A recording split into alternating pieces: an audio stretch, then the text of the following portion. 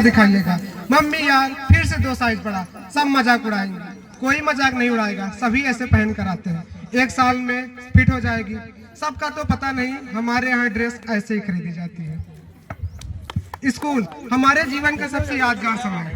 अब आप ऐसे समझिए कि हम स्कूल में प्रवेश होते हैं, एक कमरा है, उसमें सामने एक ब्लैक बोर्ड है, जो है तो वाइट लेकिन कहते उसे ब्लैक है, पता नहीं क्यों। उसके आगे टीचर की टेबल, उसके पीछे टीचर की कुर्सी। उस कुर्सी पर बैठने के ना जाने क्या भूत सवार रहता है, जैसे वो किसी राजा की सिंहासन हो, पर वो कुर्सी हमारे लिए सिंहासन से बड़े दर्जे पर।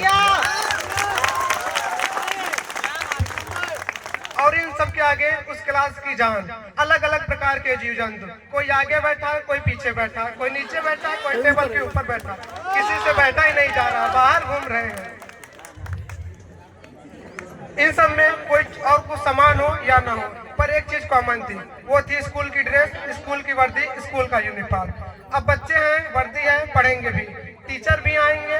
यूँ तो टीचर कई प्रकार के होते हैं, पर सरफेस एनालाइज देखा जाए तो टीचर 2 प्रकार के होते हैं। एक वो जिनका कहना है जी और जीने दो, दूसरा वो जो हमें जीने नहीं देते। तो ये उस समय की बात है जब दूसरे प्रकार के टीचर हमारी कक्षा में आए। उनके सामने आने से पूरे कैंपस में खबर फैल गई। वो क्लास में आए, उन्होंने हमें देखा, हमने उन्हें देखा। मोहब्बत तो नहीं हुई, मगर उन्हें अपना अगला मोहरा मिल गया। छोटी छोटी आंखें करके उन्होंने हमें देखा, ये ऐसे पहनते हैं यूनिफॉर्म, ऐसे आते हैं स्कूल। अब हमारा भी एक रुतबा था, हम कैसे कह देते कि मम्मी ने 2 साइज बड़ी दिलाई है। हमने कहा सर गर्मी है ना, गर्मी है, नवंबर की ठंड, नवंबर का महीना, प्रयाग की ठंड, गर्मी है। फिर सर बोले हाफ वही पहन के आते।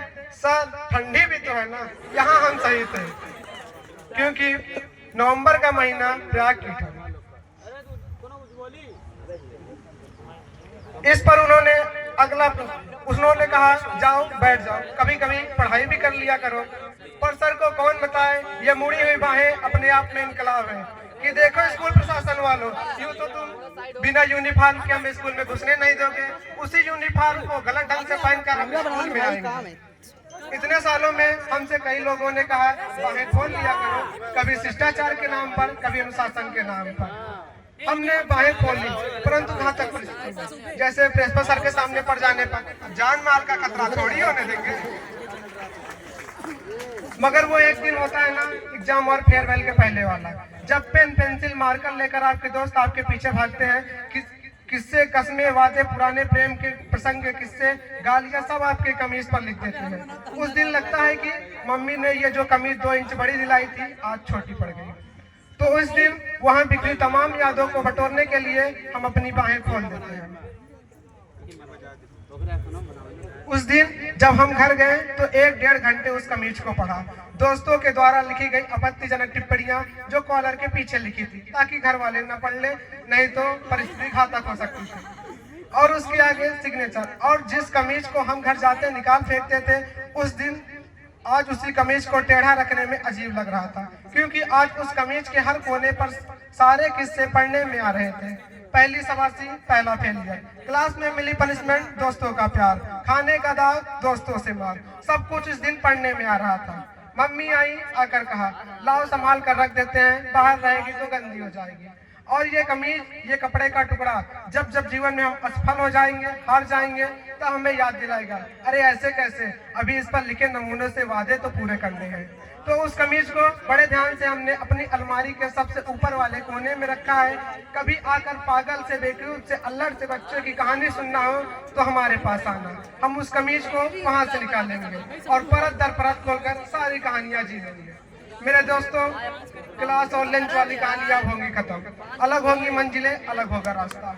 स्कूल की वो सीढ़ियां जहाँ जमती थी महफिलें, उस सीढ़ियों का स्टेज अब खाली करना पड़ रहा। हर रोज यहाँ आने का दौरा थम रहा, आ गया वो मोड़ जिसमें अलविदा कहना पड़ रहा। मेरे दोस्तों, ठीक से देख लो कहीं कुछ छूटा ना हो। तुम्हारी वजह से कोई दिल रूठा ना हो। भूल कर सारे राज अब गले मिल लो, फिर से मिलने का वादा कर लो, क्योंकि जा रहा है जो वक्त वह वापस ना आएगा। दिल थाम आंसू पोंछ कर अब अलविदा कहना पड़ रहा। मेरे यारों, ये साथ का पल अब एक दास्तां में बदल रहा। आ गया वो मोड़ जब अलविदा कहना पड़ रहा। रास्ता मंजिल का दिखाने वाला वो खूबसूरत सा सफर था। मेरे दोस्त, मेरे जूनियर, इसे कोई दूसरा नाम मत देना, ये मेरा दूसरा घर था। धन्यवाद।